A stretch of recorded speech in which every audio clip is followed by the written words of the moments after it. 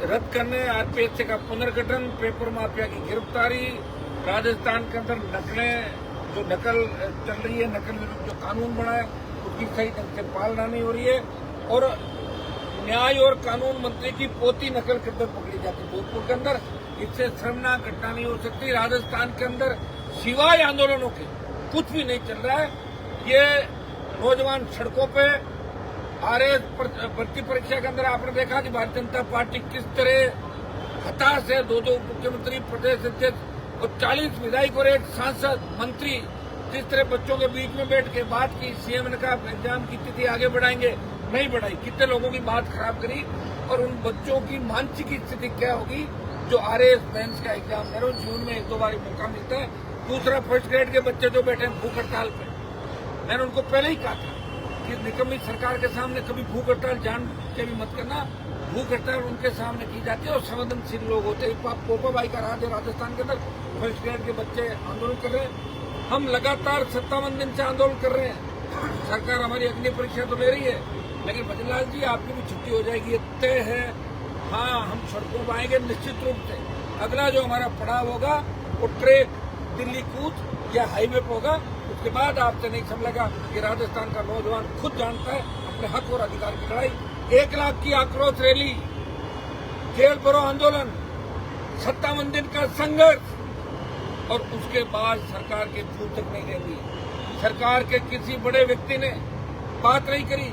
उस इंटरव्यू सरकार ने संभाग आयुक्त को और कमिश्नर को भेजा वापस, और हमने उनकी बात रखी, सम्मान रखा कि कूच नहीं करेगा। अगर उस दिन जयपुर की ओर कूच करते तो बहुत से लोगों को चोटें आ सकती थी, लग सकती थी, जान भी जा सकती थी। लेकिन हमने सरकार लोगों की भावनाओं को देखते हुए सरकार को अल्टीमेटम दिया। ये हमारा आक्रोश है। ये प्रधानमंत्री और गृह मंत्री को संदेश दिया। प्रधानमंत्री से हमने टाइम मांगा मिलने का, अभी तक टाइम नहीं मिला। हमने कहा भाई नहीं तो गृह मंत्री मिल ले, लेकिन जब तक समय नहीं मिलेगा या तो हमें ना दो तो फिर हम मिलने का दूसरा रास्ता जानते हैं, सड़क मार्ग या जैसा भी होगा हम करेंगे। और एक आध दिन हम वेट करेंगे। उसके बाद हम भी चाहेंगे कि 1 जुलाई का जो कोर्ट का कार्यक्रम, उससे पहले कुछ बड़ा किया जाए जिससे सरकार फिर जगे, उठे। जो सोई हुई सरकार है भाइयों, डॉक्टर राकेश के 6 दिन से आज बॉडी एसएमएस अस्पताल के अंदर परिजन धरने पर बैठे हैं। मैं धन्यवाद दूंगा आप सबको और उन तमाम लोगों को जो आंदोलित है, बरसात में भीग रहे हैं, भूखे प्यासे, इस सरकार से न्याय की उम्मीद करके बैठे हैं, न्याय मांग रहे हैं। लेकिन आप किनसे न्याय मांग रहे हो? तो जब न्याय इन्होंने दिया ही नहीं कभी, जब इनका काम ही ऐसा नहीं, इनको खुद को ही दूसरे लोग न्याय दे रहे हैं, ये क्या राजस्थान के जवानों को न्याय देंगे? भाइयों, मैं इतनी अपील आप लोगों से करना चाहूंगा। कल का हमारा 1 बजे का जो कूच है, उसमें बड़ी तादाद के अंदर एसएमएस अस्पताल का भी ध्यान रखना अपने को। बहुत से मरीज है वहाँ, वो भी डिस्टर्ब नहीं होने चाहिए। अपने शांतिपूर्वक तरीके से आप लोग वहाँ हो गए धरना स्थल, और वहाँ से कूच करेंगे भजनलाल के आवाज की तरफ। और कल का कूच एक नया ऐतिहासिक कूच होगा। अभी इसके अंदर ड्यूटी जयपुर शहर के अंदर जितने भी किसान के बेटे रहते हैं, चाहे वो किसी भी जाति के, ये नौजवानों को अब अगर तुम नहीं समझे तो 3.5 साल इसी तरह तुम्हारा शोषण होगा। और फिर जो सरकार रोज इधर उधर आप करते हो, वो सरकार भी शोषण करती रहेगी। कांग्रेस ने शोषण किया, भाजपा ने किया, आपकी किसी ने सुधरेगी। और जितने आपकी सुधरी है वो 25 साल से सत्ता को ठोकर मार के आपके बीच भीग रहा है, गर्मी में खड़ा है, सर्दी में खड़ा है। आखिर कब तक सरकार इम्तिहान लेगी? क्योंकि हमारे समाजों के जो नेता है वो तो सो गए सारे के सारे। उनको पता है अगली बार जीतता नहीं, तो जीता माल बटोरना बटोर लो और खा पी के चलते बनो। अगली बार जो पिछली बार जो थे वो सोच रहे पहले वाला माल पचा लें, उसके बाद हम आ जाएंगे। मुख्यमंत्री कह रहे हैं कि कांग्रेस के नेता हमसे मिलने आ रहे रात को अंधेरे में, बड़े मगरमच्छ पकड़ेंगे। वो बड़े मगरमच्छ कब पकड़ोगे? उससे पहले आप खुद ही चले जाओ, कहां से बड़े मगरमच्छ पकड़ोगे? हमारी राजस्थान की सरकार को चेतावनी है, समय रहते राकेश बिश्नोई के परिजनों से बात करे और उनकी मांगे माने, नहीं तो कल आपसे कोई बात भी नहीं करेगा। और अपने आप राजस्थान का नौजवान सड़कों में सरकार से लड़ेगा और संघर्ष करेगा। भाइयों, निश्चित रूप से न्याय में लंबा समय लग सकता है। अंग्रेज व्यापार करना है तो भारत के अंदर, लेकिन 150 साल से ज्यादा राज करके चलेंगे। आपसी फूट डालो राज करो। सरकार भी यही काम कर रही है। अब सरकार के कई मंत्री कह रहे कि परिजन हमें बिना पूछे वहां कैसे चलेगा। अब तो वो पूछेंगे, हर आदमी किसी को पूछेगा, अपने आप जाओ, सरकार की ड्यूटी है। जब राकेश ने सेल पोस्ट खाई तो वहां के पुलिस प्रशासन ने इनको यहाँ क्यों भेजा? एम्स के अंदर तो एक मशीन चालू थी, लेकिन अपना झंझट कटे। जोधपुर वालों ने सोचा जयपुर में चले जाए, वहां होगा जो भी होगा। तो जोधपुर वालों में कार्रवाई करनी चाहिए। उन्होंने जयपुर कैसे भेजा? तो जयपुर भेज दिया। तो जयपुर वालों की ड्यूटी है वो बात करे। इनकी कोई बड़ी मांग नहीं है, लेकिन कल के बाद मांगों का एक ज्ञापन और जुड़ जाएगा।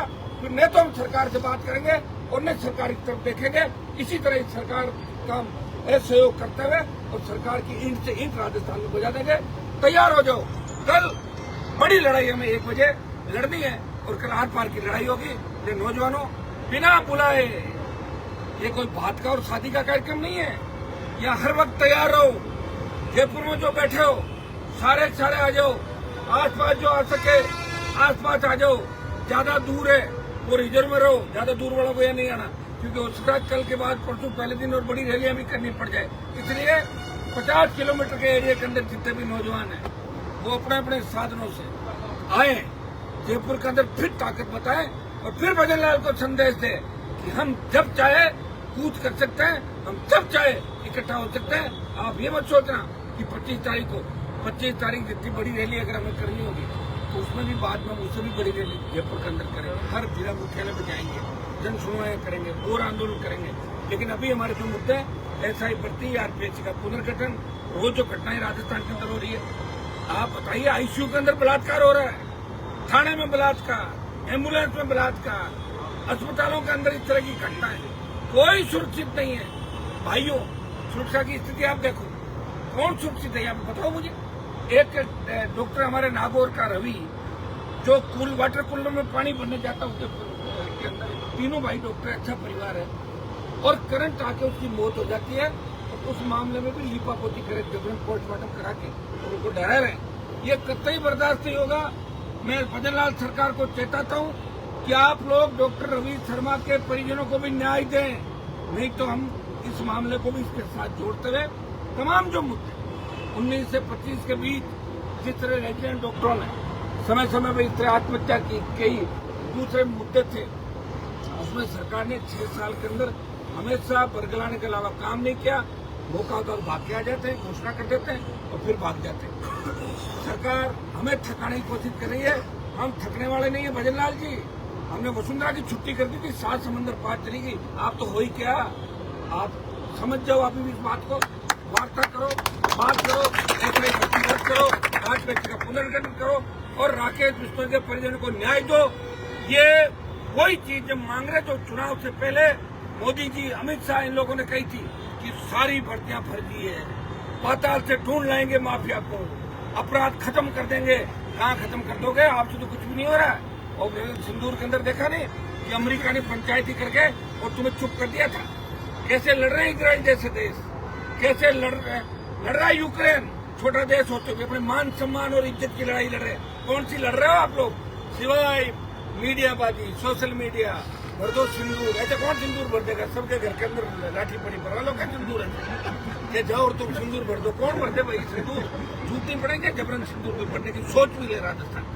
इतने कमजोर नहीं हमारे, हो सके हमारी इतिहास के अंदर कुछ लोगों ने गलतियां की होगी, जिनकी वजह से हमें खामियां आज हमारे तक उंगली उठती है।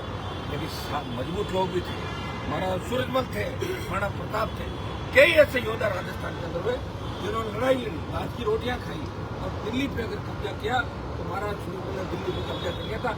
ये वही राजस्थान है जिस पर अग्निवीर आंदोलन राजस्थान का जवान इसका नेतृत्व करेगा और अमित शाह और मोदी को भी झुकाएगा। तो भजन लाल जी, आप झुकने के लिए तैयार हो जाओ, आपको तो आज रात को ही झुका देंगे।